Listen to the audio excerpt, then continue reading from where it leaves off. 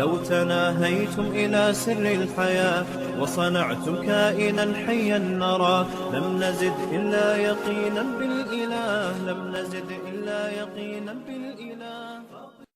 بلی کی نجاست جو ہے وہ لگ گئی تو لیکن اثر ظاہر نہیں ہوا، تو عموماً بلیاں گھر میں پائی جاتی ہیں، ظاہر ہے وہ اکثر ہوتی ہیں گھر میں، تو کیا کپڑا پاک رہے گا اثر ظاہر نہیں ہونے کی صورت میں یا ناپاک ہو جائے گا؟ اگر ناپاک ہو جائے گا تو پھر اسے پاک کرنے کا کیا طریقہ ہے کیونکہ اثر ظاہر نہیں ہو؟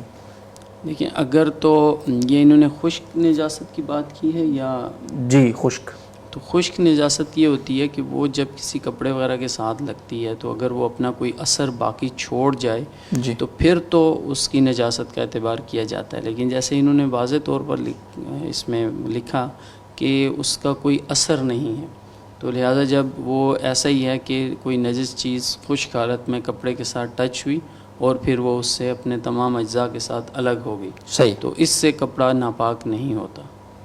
ٹھیک، بہت بہت شکریہ.